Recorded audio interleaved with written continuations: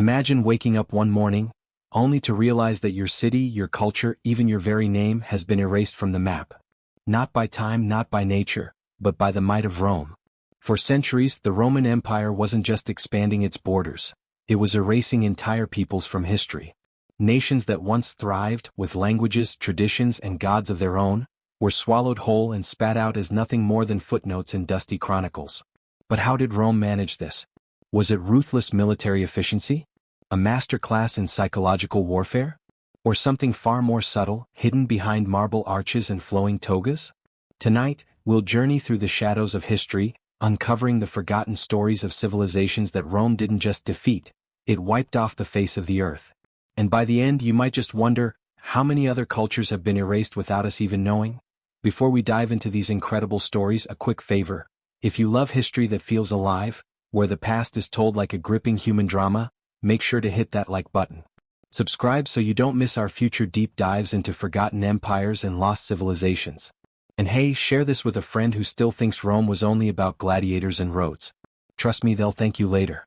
When we think of Rome, we usually picture triumphal arches, legions marching in perfect formation, and emperors basking in eternal glory. But behind the gleaming marble and military discipline was something darker, an unrelenting machine designed not just to conquer but to erase. Rome didn't merely defeat its enemies, it had a methodical way of making entire cultures vanish, sometimes so thoroughly that we struggle to remember their names today. So, how exactly did this work? Let's break it down. First, Rome fought with overwhelming force. Their legions weren't just soldiers, they were an engine of destruction.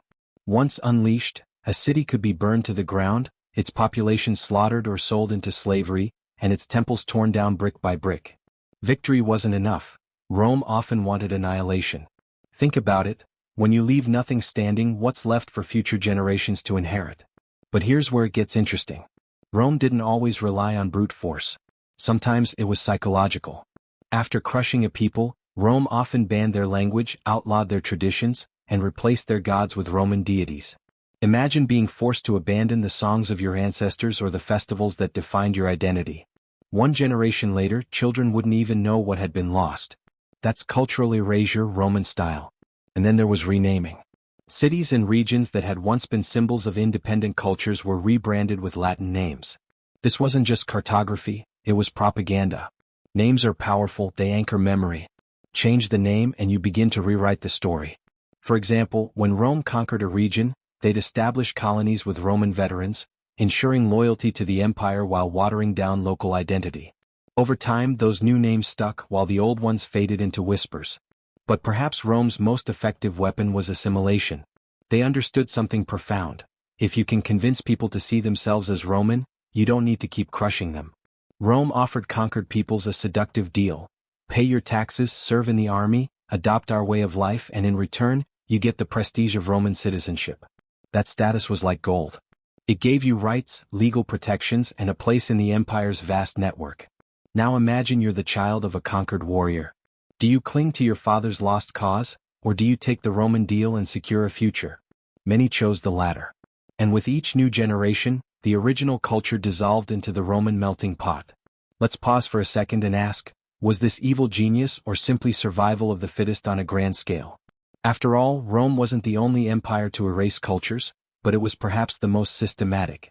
Unlike others who simply looted and left, Rome embedded itself. It didn't just defeat you, it rewrote your identity. A striking example of this method is how Rome handled religion. Instead of simply banning foreign gods, Rome often absorbed them. If a conquered people worshipped a deity, Rome would say, "Ah, yes, that's really just another version of Jupiter or Mars." On the surface it looked tolerant. In reality it was cultural digestion. Your god didn't vanish, but it no longer belonged to you, it became Roman. Education also played a role. Conquered elites were often taught Latin and Greek, learning Roman history as though it were their own. This wasn't just schooling, it was indoctrination. By shaping the minds of young aristocrats, Rome ensured that the next generation of leaders would think Roman first, native second. Over time, this brainwashing effect was devastating. Entire aristocracies forgot their own ancestral past in exchange for Roman prestige. But, and here's where the story gets chilling, when assimilation failed, Rome could turn back to pure annihilation. Take the infamous phrase Carthago delenda est. Carthage must be destroyed. The Roman senator Cato repeated it relentlessly until Carthage was wiped out. Not just defeated, not just subdued, literally obliterated. That was the extreme end of Rome's erasure spectrum. When they couldn't trust assimilation, they resorted to extinction. Yet, Rome's machine of erasure wasn't always successful.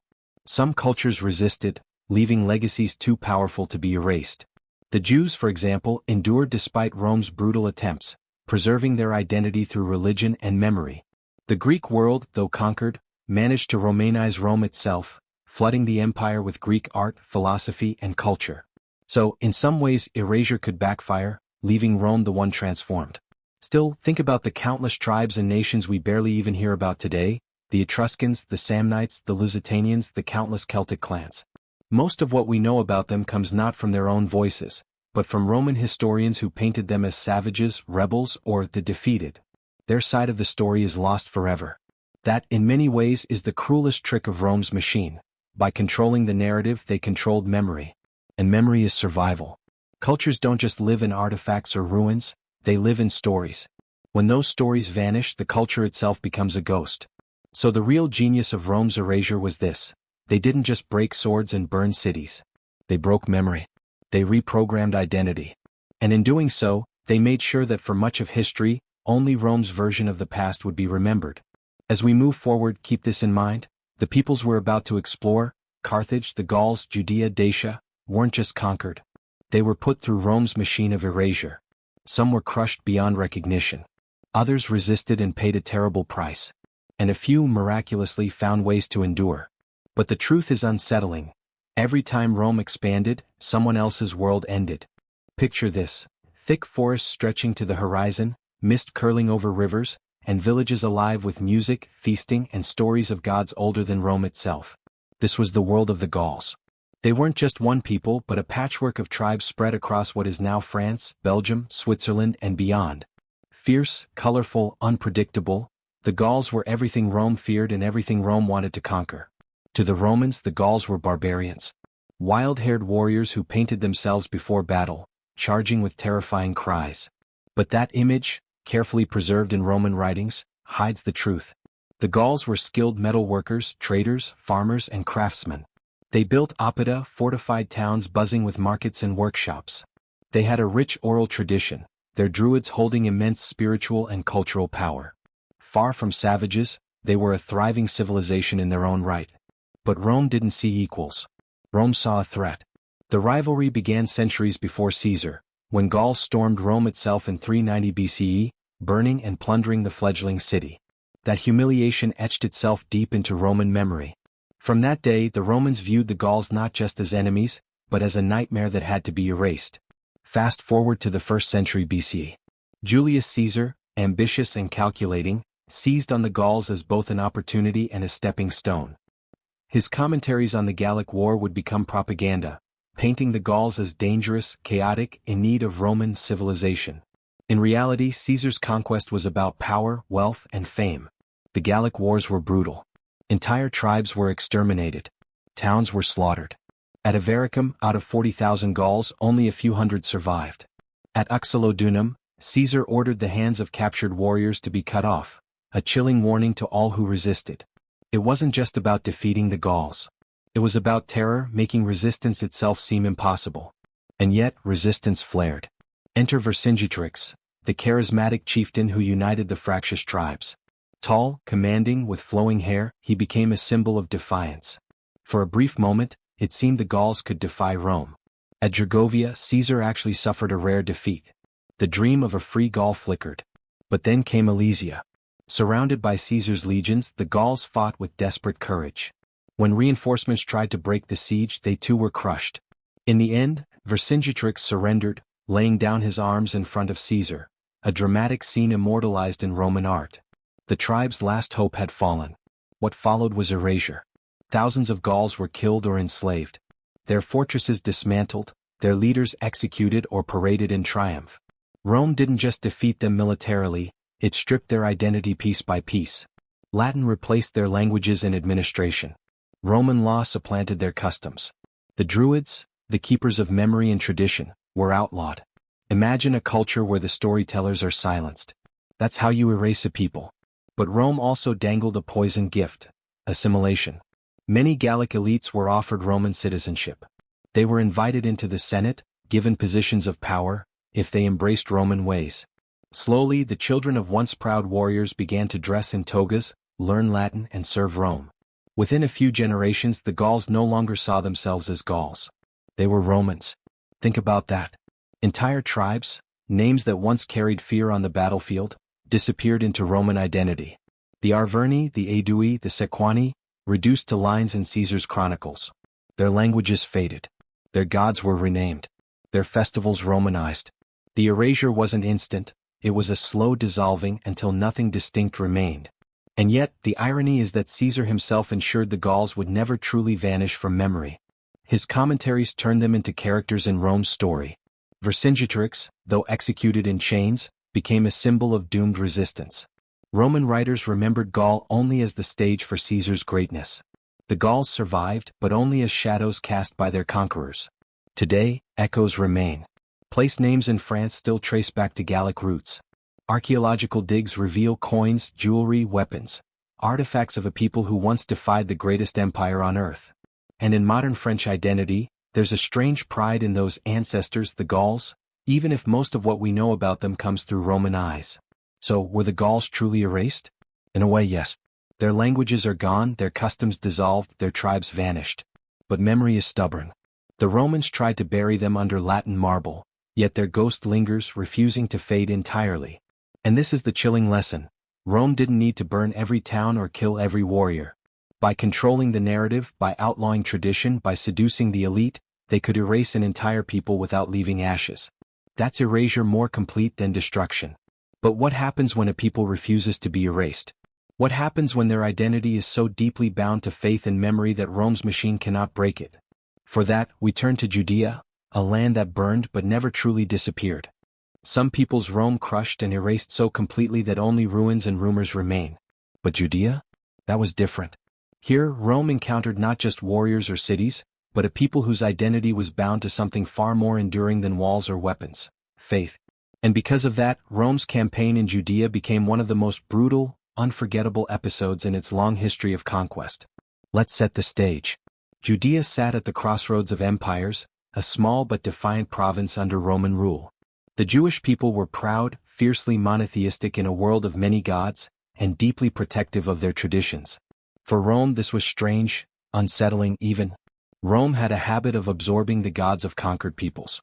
But the Jews wouldn't play that game. They refused to bow to Jupiter or Mars. Their god was theirs alone, and that stubborn devotion put them on a collision course with the empire. The tension simmered for decades. Heavy taxes, corrupt governors, and Roman attempts to interfere in the temple's affairs all fed resentment. And then, in 66 CE, it exploded. The first Jewish revolt began. Zealots stormed Roman garrisons, Jerusalem declared independence, and for a brief moment, it looked like Rome might actually lose control. But Rome was Rome. They sent their best generals, including Vespasian and his son Titus, to crush the rebellion. What followed was a war of attrition, city by city, fortress by fortress. One by one, Judean strongholds fell. And finally, in 70 CE, the legions marched on Jerusalem itself. The siege was catastrophic. Starvation set in. Factional fighting tore the city apart even as Roman battering rams pounded its walls. When the Romans finally broke through, they unleashed devastation. The Second Temple, the beating heart of Jewish worship, was burned to the ground. Its treasures carried back to Rome, paraded in triumph as trophies of conquest. The Arch of Titus still stands in Rome today, carved with images of soldiers carrying the menorah, a chilling reminder of that day. The destruction of the temple wasn't just physical, it was spiritual. For Jews, the temple was the center of their world. To see it in flames was like watching the axis of their faith collapse. And that was Rome's point. They weren't simply putting down a rebellion. They were trying to break the very soul of a people. But here's the twist, it didn't work. Instead of erasing Jewish identity, Rome's brutality only deepened it. Out of the ashes of the temple came a new form of Judaism, one that survived in synagogues, in study, in memory. Rome could burn buildings, but it couldn't burn belief. And yet, the bloodshed wasn't over. Decades later, in 132 CE, another revolt erupted, the Bar Kokhba Rebellion. This time, Rome responded with an even heavier hand. Whole towns were wiped out. hundreds of thousands killed, survivors enslaved.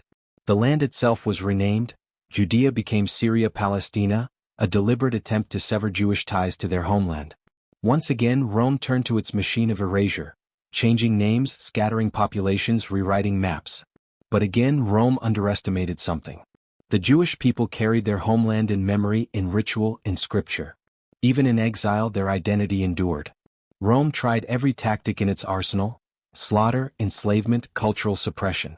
And still, Judaism survived. In fact, it outlasted Rome itself. Think about the irony. Rome, the empire that claimed eternity, is gone. Its legions scattered, its emperors dust. But the Jewish faith, the people Rome tried so hard to erase, lives on. That is perhaps the greatest failure of Rome's campaign of erasure. When faced with a people who placed their identity not in walls or rulers, but in a covenant, Rome's power met its limits. But don't mistake survival for lack of suffering. The Jewish revolts were among the bloodiest in Roman history. Josephus, a Jewish historian who lived through the war, wrote of famine so severe that families turned on each other inside besieged Jerusalem. Entire generations were scarred. The diaspora that followed scattered Jews across the empire and beyond, shaping the course of world history for millennia. And yet, Rome didn't see it as failure at the time. They celebrated their victory. The Colosseum itself, that great icon of Roman grandeur, was funded with spoils from the war in Judea. Every time a Roman citizen cheered inside its arena, they were unknowingly sitting beneath the shadow of Jerusalem's ashes. So, was Judea erased? No, but it was transformed. Crushed militarily, scarred by exile, yet unbroken in faith. Rome's attempt at total erasure here only highlighted the resilience of cultural memory when it is tied to something greater than empire. If Carthage was obliterated and the Gauls absorbed, Judea was different. It showed that Rome, for all its power, couldn't always control the narrative. Some stories refused to be silenced. Some identities refused to dissolve. And that leaves us with a haunting question. What happens when Rome encounters a people whose wealth tempts them, whose land promises gold, and whose identity isn't rooted in faith but in kingdom and kingship?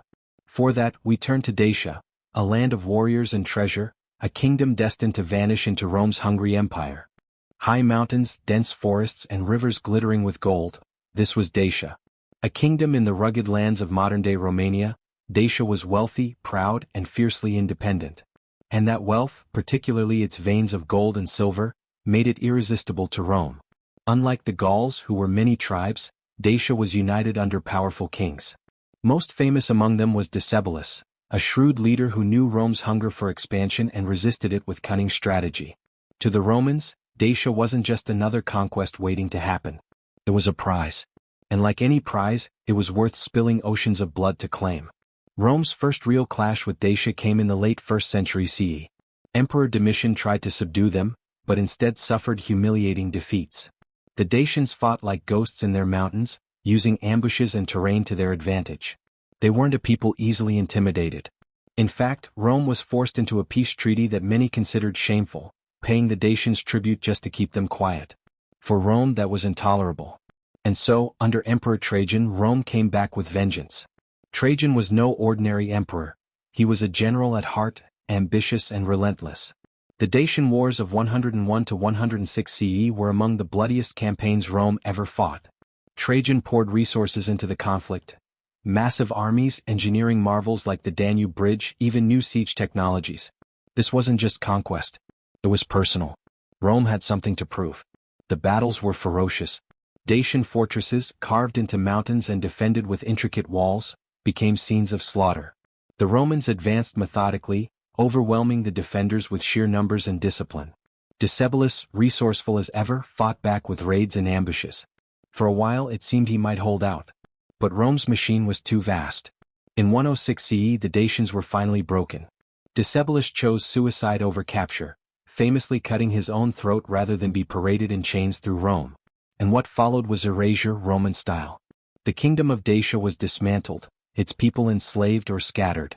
Roman colonists flooded in, bringing Latin language, Roman laws, Roman gods. The Dacians who remained were absorbed into this new order. Their fortresses were torn down, their symbols of power erased. And all of it, the triumph, the conquest, the humiliation of a proud kingdom, was carved in stone on Trajan's column in Rome. If you've ever seen it, you'll know. Trajan's column is like an ancient comic strip, a spiraling band of images stretching upward, depicting the entire Dacian campaign.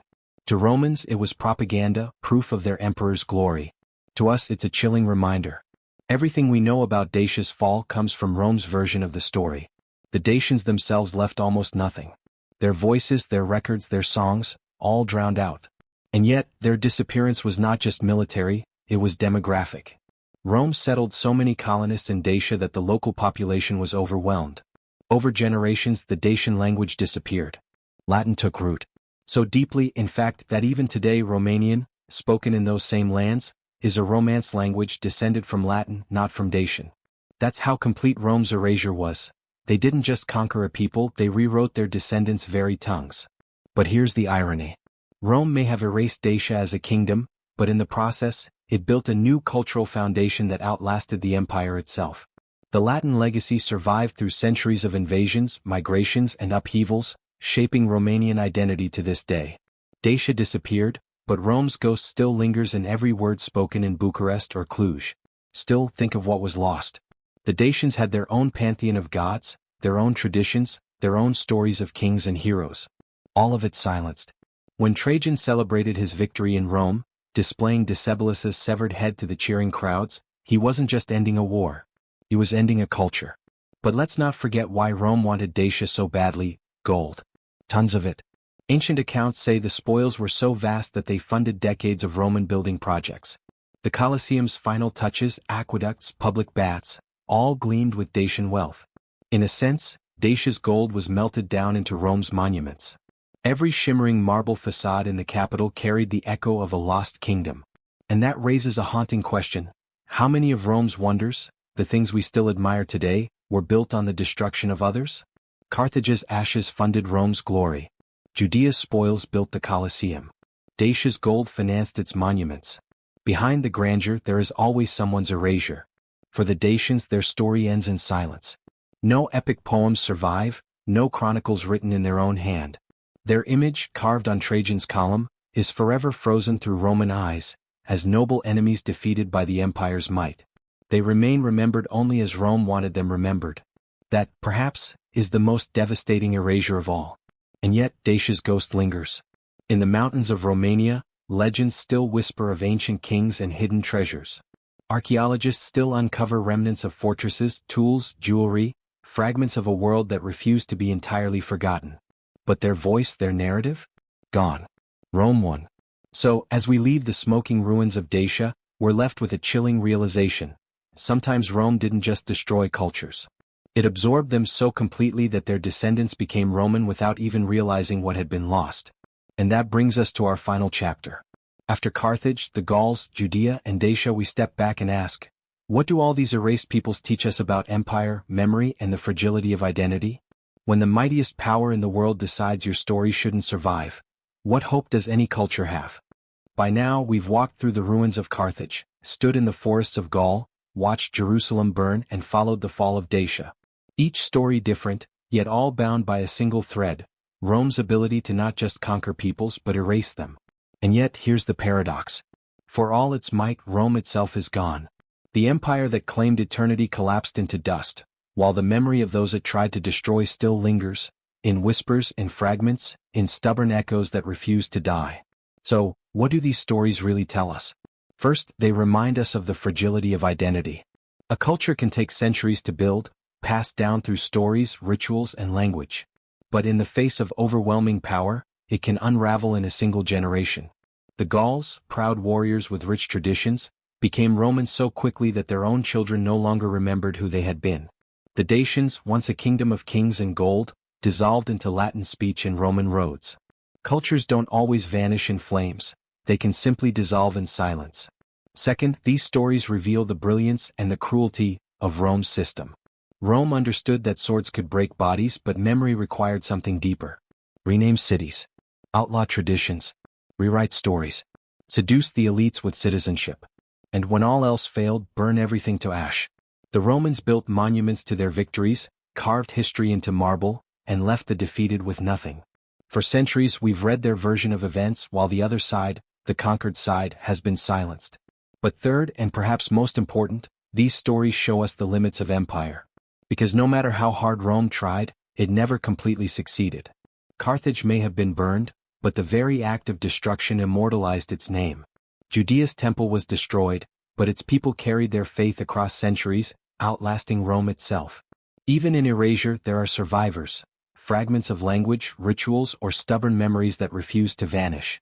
And that leads us to a haunting question. How many peoples have we already forgotten? For every Carthage or Gaul that still echoes in history, how many others were wiped away so thoroughly that we don't even know their names? The Lusitanians, the Samnites, the countless Celtic clans, lost to Rome's silence. When we speak of barbarians, are we really just repeating Rome's propaganda, forgetting that these were once thriving cultures with their own stories, their own dreams? History in this sense is not just about what survives, it's about what doesn't. And Rome, more than any other empire, shaped what we remember and what we forget. Their erasures were not accidents. They were deliberate acts of control. But here's the irony. Rome's obsession with memory, its desire to control it, means that in a strange way the very peoples it tried to erase still live on in Rome's shadow. We know Hannibal because Rome feared him. We remember Vercingetorix because Caesar needed him as a foil. We know of Decebalus because Trajan carved his death in stone. Rome thought it was writing its own story, but in doing so, it preserved the faint outlines of those it sought to destroy. Ghosts trapped in marble and text. So what does this mean for us today? It means we should listen more carefully to the echoes. To the ruins, the artifacts, the names half buried in old chronicles. It means remembering that every empire, no matter how eternal it claims to be, rests on the bones of those it silenced. And it means asking ourselves, whose stories are being erased in our own time? Which voices are not being heard? History is still being written, and erasure is still happening. Rome's story is a warning. Power can rewrite memory but not forever. Eventually ruins speak. Fragments surface. Ghosts whisper. And when they do, they remind us that no erasure is truly complete. Stand today in Carthage and you'll see Roman ruins, but dig deeper and you'll find Phoenician walls. Walk the streets of Paris and beneath the French, you'll hear echoes of the Gauls. Visit Jerusalem and you'll feel the weight of a temple that once stood, a memory that outlasted fire. Wander the Carpathians, and you might sense the shadow of Dacian kings beneath Roman stone. Rome tried to wipe these peoples away. And yet, here we are, still telling their stories. In the end, the greatest irony of all is this. The empire that prided itself on erasing others could not prevent its own fall. Rome is gone. But Carthage, Gaul, Judea, and Dacia live on in memory, in legend, in identity. Not as Rome wanted them remembered, but as survivors of erasure itself. So when we look back on Rome's greatness, perhaps we should ask a different question. Not how Rome built its empire, but whose stories it buried to do so. And in those silences, in those shadows, we find the truest measure of power, and its limits. Because history is not just what is written. It is also what is lost.